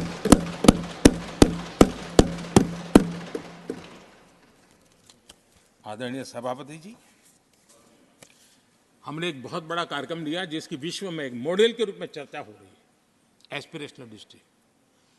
एस्पिरेशनल डिस्ट्रिक्ट की जो सफलता है ना, उसमें 80% भूमिका मेरे राज्यों के सहयोग की है। राज्यों ने जो सहयोग किया है, उन्होंने एस्पिरेशनल डिस्ट्रिक्ट की मेरी भावना को समझा है। आज उस एस्पिरेशनल डिस्ट्रिक्ट को आगे बढ़ाने के लिए 80% ताकत राज्यों से मिल रही है, डिस्ट्रिक्ट लेवल के अफसरों से मिल रही है। और जो राज्य, वो राज्य की औसत में भी आखिरी पायदान पे खड़े थे, वो आज नेशनल एवरेज के साथ कंपटीशन करने लगे। ये डिस्ट्रिक्ट कभी पिछड़ी डिस्ट्रिक्ट मानी जाती थी। ये सबका सहयोग से हो रहा है। और इसलिए हमारे कार्यक्रमों की रचना ही सबको साथ लेकर के चलने की है और मिल करके देश के भविष्य को बनाने की है। आज देश का हर कोना, हर परिवार विकास के फल प्राप्त करे, ये हम सबका दायित्व है और हम उसी दिशा में जाना चाहते हैं। हम हर राज्य को उसका पूरा हक भी देना चाहते हैं। लेकिन मैं आज एक अहम मुद्दे पर मेरी पीड़ा व्यक्त करना चाहूंगा। आदरणीय सभापति जी, एक राष्ट्र हमारे लिए सिर्फ जमीन का टुकड़ा नहीं है, हम सब के लिए एक इकाई ऐसी है जो प्रेरणा देने वाली इकाई है। जैसे शरीर होता है, शरीर में जैसे अंगांगी भाव होता है, अगर पैर में कांटा लगे तो पैर ये नहीं कहता है, हाथ कभी नहीं सोचता है कि मुझे क्या, पैर को कांटा लगा है, पैर पैर का काम करेगा। पल भर में हाथ पैर के पास पहुंच जाता है, कांटा निकालता है। कांटा पैर को लगता है, आंख ये नहीं कहती कि आंसू मैं क्यों बहाऊं, आंसू आंख से निकलते हैं। हिंदुस्तान के किसी भी कोने में दर्द हो तो पीड़ा सबको होनी चाहिए। अगर देश का एक कोना, अगर शरीर का एक अंग अगर काम नहीं करता है तो पूरा शरीर अपंग माना जाता है। शरीर जिस प्रकार से, अगर देश का भी कोई कोना, देश का कोई क्षेत्र विकास से वंचित रह जाएगा तो देश विकसित नहीं हो सकता है। और इसलिए हमें भारत को एक अंगांगी भाव से देखना होना चाहिए, उसको टुकड़ों में नहीं देखना चाहिए। जिस प्रकार से हिंदी और भाषा बोली जा रही है, देश को तोड़ने के लिए, राजनीतिक स्वार्थ के लिए नए नैरेटिव गढ़े जा रहे हैं। एक पूरी सरकार मैदान में उतर करके भाषा गढ़ रही है। इससे बड़ा देश का दुर्भाग्य क्या हो सकता है? आप मुझे बताइए, झारखंड का कोई आदिवासी बच्चा अगर ओलंपिक के खेल के अंदर जाकर के मेडल लेकर आएगा तो क्या हम ये सोचते हैं कि तो झारखंड का बच्चा है? पूरा देश कहता है हमारा देश है। जब एक झारखंड का बच्चे में प्रतिभा देखते हैं और देश हजारों करोड़ रुपया, हजारों लाखों रुपया खर्च करके उसको अच्छे कोचिंग के लिए दुनिया के किसी देश में भेजता है, तो हम ये सोचेंगे कि खर्चा झारखंड के लिए हो रहा है, क्या देश के लिए नहीं हो रहा है? हम क्या करने लगे हैं, क्या भाषा बोलने लगे? इस देश का गौरव, हमारे यहां वैक्सीन, देश के करोड़ों लोगों को वैक्सीन का, हम ये कहेंगे वैक्सीन तो उस कोने में बनी थी इसलिए हक उनका है, देश को नहीं मिल सकती? कैसा सोच सकते हैं? क्या वैक्सीन उस शहर में बनी थी इसलिए देश के और भागों को इसका लाभ नहीं मिलेगा? ये सोचेंगे क्या? क्या सोच बन गई है? और एक राष्ट्रीय दल के अंदर से ऐसे विचार है, ये बहुत बहुत दुखद की बात है। मैं पूछना चाहता हूं आदरणीय सभापति जी, क्या अगर हिमालय कल कहना शुरू कर दें, हिमालय कल बोलना शुरू कर दें कि नदियां मेरे यहां से बहती हैं, मैं तुम्हें पानी नहीं देने दूंगा, पानी का अधिकार मेरा है, देश का क्या होगा? देश कहां जाकर के रुकेगा? अगर जिन राज्यों में कोयला है वो कह दें कोयला नहीं मिलेगा, ये हमारी संपत्ति है, जाओ तुम अंधेरे में गुजारा करो, देश कैसे चलेगा? आदरणीय सभापति जी, ऑक्सीजन कोविड के समय हमारे यहाँ ऑक्सीजन की संभावनाएं पूर्वी कार्य में जो उद्योग है उसके साथ देश के पूरे देश को ऑक्सीजन की जरूरत थी। अगर उस समय पूरब के लोग कह करके बैठ जाते ऑक्सीजन को हम नहीं दे सकते, हमारे लोगों की जरूरत है, देश को कुछ नहीं मिलेगा, क्या होता देश का? उन्होंने संकट झेल करके भी देश को ऑक्सीजन पहुंचाया। देश के अंदर ये भाव तोड़ने का क्या प्रयास हो रहा है? क्या इस प्रकार से देश को हमारा टैक्स, हमारे मनी किस भाषा में बोला जा रहा है? ये देश के भविष्य के लिए नया खतरा पैदा करने वाली बात है।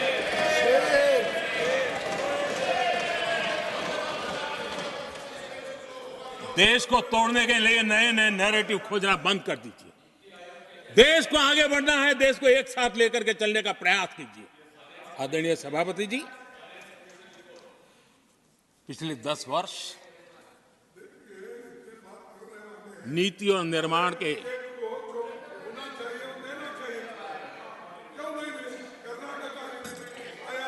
आदरणीय सभापति जी, आदरणीय सभापति जी, nothing will go on record. No. आदरणीय सभापति जी, take your seat. नीति और निर्माण This conduct doesn't suit your ये position. नए भारत की नई दिशा दिखाने के लिए Please take your seat. जो दिशा हमने पकड़ी है, Please take your seat, sir. जो निर्माण कार्य हमने लिए हैं, बीते 1 दशक में हमारा पूरा फोकस बेसिक सुविधाएं जरूर मिले उस पर हमारा ध्यान केंद्रित रहा है। आदरणीय सभापति जी, हर परिवार का जीवन स्तर ऊपर उठे, उसके जीवन में ईज ऑफ लिविंग बढ़े। अब समय की मांग है उसकी क्वालिटी ऑफ लाइफ में हम कैसे सुधार लाए। हम आने वाले दिनों में हमारी पूरी शक्ति, पूरा सामर्थ्य ईज ऑफ लिविंग से एक कदम आगे बढ़ करके क्वालिटी ऑफ लाइफ की तरफ हम बढ़ाना चाहते हैं। हम उसके लिए जाएंगे। आदरणीय सभापति जी, आने वाले 5 वर्ष न्यू मिडिल क्लास जो गरीबी से निकल करके बाहर आए हैं, ऐसे न्यू मिडिल क्लास को नई ऊंचाई और सशक्त बनाने के लिए हम अनेकविध कार्यक्रम पहुंचाने के लिए पूरा प्रयास करने वाले हैं। और इसलिए हमने सामाजिक न्याय का जो मोदी कवच दिया है ना, उस मोदी कवच को और मजबूत बनाने और ताकत देने वाले हैं। आदरणीय सभापति जी, आजकल जब हम कहते हैं कि 25 करोड़ लोग गरीबी से बाहर आए, तो ऐसा कुतर्क दिया जाता है कि 25 करोड़ बाहर आए तो फिर 80 करोड़ को खाना अनाज क्यों देते हो? आदरणीय सभापति जी, हम जानते हैं कोई बीमार व्यक्ति हॉस्पिटल से बाहर आ जाए ना, तो भी डॉक्टर कहता है कुछ दिन इसको ऐसे ऐसे संभालिए, खाने में परहेजी रखिए, ढिकना करिए, फलाना करिए, ये कहना क्यों? कहीं दोबारा वहाँ मुसीबत में ना आ जाए। जो गरीबी से बाहर निकला है ना, उसको ज़्यादा संभालना चाहिए ताकि कोई ऐसा संकट आ करके फिर से गरीबी की तरफ लपक न जाए। और इसलिए उसको मजबूती देने का समय देना चाहिए। ये समय हमने गरीब को मजबूत, ताकि वो फिर से वो न्यू मिडिल क्लास फिर से वापस उस गर्त में डूब न जाए। हम 5 लाख रुपए आयुष्मान का देते हैं ना, उसके पीछे ये इरादा है। परिवार में एक बीमारी आ जाए ना, मध्यम वर्ग का आदमी भी गरीब बनने से देर नहीं लगती है। और इसलिए गरीबी से बाहर निकलना जितना जरूरी है, उतना गलती से भी गरीबी की तरफ पीछे न चला जाए, उसके लिए ध्यान रखने की आवश्यकता है। और इसलिए हम अनाज देते हैं, अनाज देते रहेंगे, किसी को बुरा लगे या न लगे। 25 करोड़ गरीबी से बाहर निकले हैं, न्यू मिडिल क्लास हुए हैं, लेकिन मुझे समझ है, मैं उस दुनिया जी करके आया हूं, उनको जरूरत ज्यादा है। और इसलिए हमारी ये योजना जारी रहेगी। आदरणीय सभापति जी,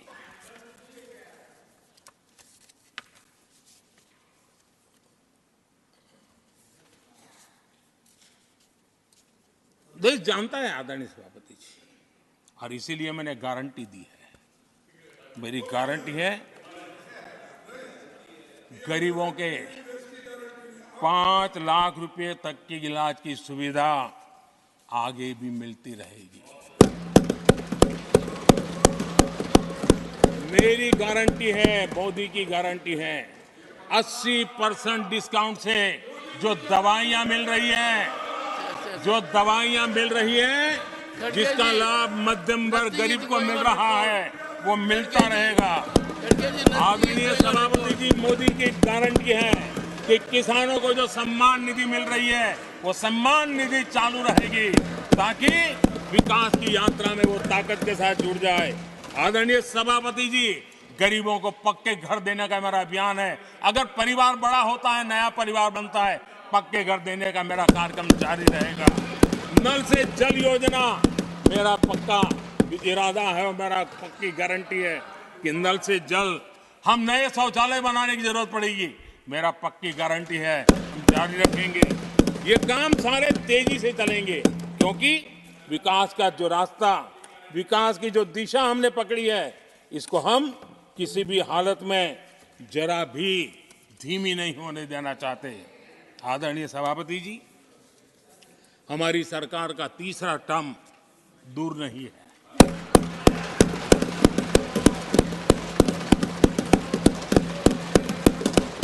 कुछ लोग इसे मोदी 3.0 कहते हैं। मोदी 3.0 विकसित भारत की नींव को मजबूत करने के लिए पूरी शक्ति लगा देंगे। आदरणीय सभापति जी, अगले 5 साल में भारत में डॉक्टरी की संख्या पहले की तुलना में अनेक गुना बढ़ेगी। मेडिकल कॉलेजों की संख्या बढ़ेगी। इस देश में इलाज बहुत सस्ता और सुलभ हो जाएगा। आदरणीय सभापति जी, अगले 5 साल में हर गरीब के घर में नल से जल का कनेक्शन होगा। आदरणीय सभापति जी, आने वाले 5 साल में उन गरीब को पीएम आवास जो देने हैं, एक भी वंचित नहीं रहे, इसका पक्का ख्याल रखा जाएगा। अगले 5 साल सोलर पावर से बिजली बिल जीरो, बिजली बिल जीरो। देश के कितने नागरिकों, करोड़ों नागरिकों को बिजली बिल जीरो। और ठीक अगर आयोजन करेंगे तो अपने घर पर बिजली बना करके बेच करके कमाई कर पाएंगे। ये अगले 5 साल का कार्यक्रम है। आदरणीय सभापति जी, अगले 5 साल देश में पाइप से गैस के कनेक्शन, पूरे देश में नेटवर्क बनाने का भरपूर प्रयास किया जाएगा। सभापति जी, आने वाले 5 साल हमारी युवा शक्ति का दम पूरी दुनिया देखेगी। आप देखना आदरणीय सभापति जी, हमारे युवा स्टार्टअप्स, युवाओं के यूनिकॉर्न, इसकी संख्या लाखों में होने वाली है। और इतना ही नहीं, टियर 2, टियर 3 सिटी नए स्टार्टअप से उसकी एक नई पहचान के साथ उभरने वाला है। ये मैं 5 साल का चित्र मेरे सामने देख रहा हूं। आदरणीय सभापति जी, रिसर्च फंडिंग, उसकी वृद्धि का प्रभाव आप देखना। पिछले 7 दशक में जितने पेटेंट नहीं हुए हैं, उतने रिकॉर्ड पेटेंट फाइल होने का दिन आने वाले 5 साल में मैं देख रहा हूं। आदरणीय सभापति जी, आज मेरे मध्यम वर्ग के लाखों बच्चे विदेशों में पढ़ने के लिए चले जाते हैं। मैं वो स्थिति लाना चाहता हूं कि मेरे बच्चों के लाखों रुपए बच जाएं, मेरे देश के मध्यम वर्ग के सपने पूरे हो, बेस्ट यूनिवर्सिटी मेरे देश में हो, उच्चतम शिक्षा उनको मेरे देश में मिले और मेरे बच्चों का, उनके परिवार का पैसा बचे। इसलिए मैं कह रहा, आदरणीय सभापति जी, आने वाले 5 साल आप देख रहा, कोई भी इंटरनेशनल खेल की कंपटीशन ऐसी नहीं होगी जिसमें भारत का झंडे हर जगह बढ़ना था। मैं देखने वाला हूं 5 साल खेल जगत के अंदर दुनिया में भारत के युवा की शक्ति की पहचान देने। आदरणीय सभापति जी, आने वाले 5 साल में भारत का पब्लिक ट्रांसपोर्ट पूरी तरह ट्रांसफॉर्म होने वाला है। अगले 5 साल में गरीब और मिडिल क्लास को तेल और शानदार यात्रा की सुविधाएं बहुत आसानी से मिलने वाली है, तेज मिलने वाली है, पूरी ताकत से व्यवस्था होने वाली है। अगले 5 साल में देश बुलेट ट्रेन भी देखेगा और देश वंदे भारत ट्रेन का विस्तार भी देखेगा। आदरणीय सभापति जी, अगले 5 साल में आत्मनिर्भर भारत का अभियान नई ऊंचाई पर होगा। देश हर क्षेत्र में आत्मनिर्भर होता नजर आएगा। आदरणीय सभापति जी, आने वाले 5 साल में मेड इन इंडिया सेमीकंडक्टर दुनिया में हमारी गूंज होगी। इलेक्ट्रॉनिक हर गुड्स में वो चीप होगी जिसमें किसी न किसी भारतीय का पसीना होगा। आदरणीय साहब, दुनिया के इलेक्ट्रॉनिक बाजार में एक नई गति का सामर्थ्य आने वाले 5 साल में देश देखेगा। आदरणीय सभापति जी, आज देश लाखों करोड़ रुपए का तेल इंपोर्ट करता है। अपनी ऊर्जा जरूरतों के लिए हम ज्यादा से ज्यादा आत्मनिर्भर बनने की दिशा में काम करेंगे और मुझे विश्वास है हम ऊर्जा जरूरतों पर जो डिपेंडेंसी है वो कम करने में सफल होंगे। इसे इतना ही नहीं, आदरणीय सभापति जी, ग्रीन हाइड्रोजन अभियान हम दुनिया के बाजार को लालायित करने की दिशा में आगे बढ़ रहे हैं। हमारा ग्रीन हाइड्रोजन ऊर्जा जरूरतों को पूरा करने का सामर्थ्य रहेगा। इथेनॉल की दुनिया में हम तेजी से आगे बढ़ रहे हैं। हम 20% का लक्ष्य प्राप्त करके हमारे लोगों को ट्रांसपोर्टेशन में सस्ता मिले, इसकी व्यवस्था होगी। आदरणीय सभापति जी, जब मैं 20% इथेनॉल की बात करता हूं, उसका सीधा लाभ मेरे देश के किसानों को होने वाला है। किसानों की नई बचत मिलने वाली है। देश के हजारों करोड़ रुपए आज खाद्य तेल, हम कृषि प्रधान देश तो कहते हैं, लेकिन आज भी हजारों करोड़ रुपयों का खाने का तेल हमें बाहर से लाना पड़ रहा है। हमारा देश के किसानों पर मुझे भरोसा है और मुझे पक्का भी जो नीतियों को लेकर के हम चलते हैं, एडिबल ऑयल में मेरा देश बहुत एक आत्मनिर्भर 5 साल में हो जाएगा और जो पैसा बचेगा मेरे देश के किसान की जेब में जाएगा, जो आज विदेश के बाजार में जाता है। आदरणीय सभापति जी, केमिकल की खेती के कारण हमारी धरती माँ को बहुत नुकसान हो रहा है। आने वाले 5 साल में नेचुरल फार्मिंग की तरफ देश के किसानों को ले जाने में हम सफलतापूर्वक आगे बढ़ेंगे। एक नया जागृति का काम होगा, हमारी धरती माँ की भी सुरक्षा होगी। आदरणीय सभापति जी, नेचुरल फार्मिंग बढ़ने से दुनिया के बाजार में भी हमारे उत्पादों की ताकत बढ़ने वाली है। आदरणीय सभापति जी, यूएन के माध्यम से मैंने मिलेट का अभियान चलाया। श्री अन्न तक के राते आज हमने उसकी पहचान दी है। मैं वो दिन दूर नहीं देखता हूं जबकि आने वाले 5 साल में दुनिया के बाजार में सुपर फूड के रूप में मेरे गांव के छोटे छोटे किसानों के द्वारा पैदा हुआ मिलेट, श्री अन्न, दुनिया के बाजार में प्रतिष्ठा होगी, सुपर फूड की प्रतिष्ठा होगी। आदरणीय सभापति जी, ड्रोन खेतों में एक नई किसानों की ताकत बन करके उभरने वाला है। 15,000 ड्रोन दीदी का कार्यक्रम ऑलरेडी हम लॉन्च कर चुके हैं। ये तो शुरुआत है, आगे बहुत सफलता दिखती है। आदरणीय सभापति जी, हम नैनो टेक्नोलॉजी को एग्रीकल्चर में लाने में प्रयोग अब तक सफल हुए हैं। हमने नैनो यूरिया में बहुत बड़ी सफलता पाई है, नैनो डीएपी की दिशा में सफलता पाई है और आज एक बोरी भर खातर लेकर के घूमने वाला किसान एक बोतल के खातर से काम चला लेगा, वो स्थिति दूर नहीं है। आदरणीय सभापति जी, सहकारिता क्षेत्र में हमने एक नई मिनिस्ट्री बनाई है। उसके पीछे इरादा है कि एक सहकारिता का पूरा जन आंदोलन नई ताकत के साथ उभरे और 21वीं सदी की आवश्यकता के अनुसार उभरे, उसको भी हम, और उसका सबसे बड़ा लाभ, हम 2 लाख भंडारण का काम जो हाथ में लिया है, जब 5 साल के भीतर वो पूरा हो जाएगा, छोटा किसान को भी अपनी पैदावार को रखने की जगह मिल जाएगी। किसान तय करेगा किस भाव से बाजार में बेचना है, नहीं बेचना है। उसको जो बर्बाद होने का डर था वो खत्म हो जाएगा और किसान की आर्थिक ताकत बढ़ जाएगी।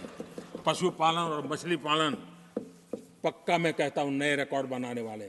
आज हमारे यहाँ पशु की संख्या है लेकिन दूध की उत्पादन कम है। हम इस स्थिति को बदल देंगे। फिशरिंग एक्सपोर्ट करने की दुनिया में हम बहुत बड़ी तेजी से विकास करेंगे, ये भी मेरा पूरा विश्वास है। हमने एफपीओ की जो रचना का प्रारंभ किया है, अनुभव बहुत अच्छा है। 5 साल के भीतर किसानों की एक नई संगठन की शक्ति और कृषि उत्पादन में वैल्यू की ताकत, ये लाभ मेरे देश के किसानों को अवश्य मिलने वाला है। आदरणीय सभापति जी, G20 की सफलता ने साफ कर दिया है और दुनिया में कोविड के बाद जो खुलापन आया उस खुलापन का सबसे बड़ा लाभ हमने देखा है कि विश्व का ध्यान भारत की तरफ गया है और इसलिए एक बहुत बड़ा क्षेत्र टूरिज्म आने वाले दिनों में होने वाला है और जो सबसे ज्यादा रोजगार देने वाला है। आज विश्व के कई देश हैं जिसकी पूरी इकोनॉमी टूरिज्म पर निर्भर है। भारत में भी बहुत से राज्य ऐसे बन सकते हैं जो उनकी पूरी इकोनॉमी का सबसे बड़ा हिस्सा टूरिज्म होगा और वो दिन दूर नहीं है जिन नीतियों को लेकर के हम चल रहे हैं। भारत एक बहुत बड़ा टूरिस्ट डेस्टिनेशन बनने वाला है। आदरणीय सभापति जी, जिसका हिसाब किताब पहले बहुत कम हुआ करता था, जिसकी बातें सुन करके हमारी मजाक उड़ाई जाती थी, जब मैं डिजिटल इंडिया की चर्चा करता था, जब मैं फिनटेक की चर्चा करता था, तब मैं जरा आउट ऑफ बॉक्स के बातें कर रहा हूं ऐसा लोगों को लगता था। आउटडेटेड सोच वालों के लिए सामर्थ्य का अभाव था। लेकिन मैं पूरा विश्वास से कहता हूं आदरणीय सभापति जी, आने वाले 5 वर्ष डिजिटल इकोनॉमी की दुनिया में भारत का डंका बजने वाला है। भारत एक नई शक्ति है और डिजिटल व्यवस्थाएं भारत के सामर्थ्य को बढ़ाने वाली है। विश्व मानता है कि एआई का सबसे ज्यादा उपयोग कोई करने का सामर्थ्य किसी देश में होगा तो हिंदुस्तान में होगा। लेटेस्ट से लेटेस्ट टेक्नोलॉजी का उपयोग मेरा देश करेगा। आदरणीय सभापति जी, स्पेस की दुनिया में भारत का नाम रोशन हो रहा है। हमारे वैज्ञानिकों का पराक्रम नजर आने वाला और आने वाले 5 साल का जो कार्यक्रम है ना, मैं आज उसको शब्दों में बयान नहीं करना चाहता हूं, लेकिन विश्व को अचंभित करने की दिशा में हमारे वैज्ञानिक स्पेस की दुनिया में भारत को ले जाएंगे, ये मेरा पक्का विश्वास है। आदरणीय सभापति, ग्रासरूट लेवल की इकोनॉमी में बहुत बड़ा बदलाव, 10 करोड़ स्वयं सहायता जूथों में हमारी माताएं बहनें जुड़ी हो और 3 करोड़ हमारी लखपति दीदी, ये अपने आप में हमारे बेटियों के उत्कर्ष की गाथा लिखते हैं। आदरणीय सभापति जी, ऐसे अनेक विविध क्षेत्र हैं जिस क्षेत्र में मैं साफ देख रहा हूं आने वाले 5 साल भारत, कभी हम सुना करते थे स्वर्णिम युग था, मुझे वो दिन दूर नहीं दिखते जब 5 साल में वो मजबूत नींव आएगी और 2047 तक पहुंचते पहुंचते ये देश उस स्वर्णिम युग को फिर से जीने लगेगा। उस विश्वास के साथ आदरणीय सभापति जी, विकसित भारत ये शब्दों का खेल नहीं है, ये हमारा कमिटमेंट है और इसके लिए हम समर्पित भाव से, हमारी हर सांस उस काम के लिए है, हमारी हर पल उस काम के लिए है, हमारी हर सोच उस काम के लिए समर्पित है। उसी एक भावना के साथ हम चले हैं, चल रहे हैं, चलते रहेंगे और देश आगे बढ़ता रहेगा, ये मैं आपको विश्वास दूं। आने वाली सदियां इस स्वर्ण काल का इतिहास में अंकित करेगी, ये विश्वास मेरे मन में इसलिए है, देश की जनता का मिजाज मैं भली भांति समझ पाता हूं। देश बदलाव के 10 साल के अनुभव को देखा है, एक क्षेत्र में जो बदलाव देखा है वो तेज गति से बदलाव जीवन के हर क्षेत्र में नई ऊंचाइयां, नई ताकत प्राप्त होने वाली है और हर संकल्प को सिद्धि तक पहुंचाना ये हमारी कार्यशैली का हिस्सा है। आदरणीय सभापति जी, मैं फिर एक बार इस सदन में आप सबने जो विचार रखे उसके कारण देश के सामने सत्य रखने का मुझे जो अवसर मिला और डंके की चोट पर सत्य रखने का अवसर मिला और सदन की पवित्रता के बीच रखने का अवसर मिला है, संविधान की पूरी साक्ष्य रख करके ये विचार रखने का अवसर मिला है, मुझे विश्वास है कि देश जिनकी वारंटी खत्म हो गई है उनकी बातें सुन नहीं सकता है, जिसकी गारंटी की ताकत देखी है उसके विचारों के भी विश्वास करते हुए आगे बढ़ेगा। मैं फिर एक बार आदरणीय सभापति जी आपका हृदय से आभार व्यक्त करता हूं और आदरणीय राष्ट्रपति जी को मेरी तरफ से उनके व्याख्यान के लिए आदरपूर्वक अभिनंदन और आभार व्यक्त करते हुए मैं मेरी वाणी को विराम देता हूं। बहुत बहुत धन्यवाद।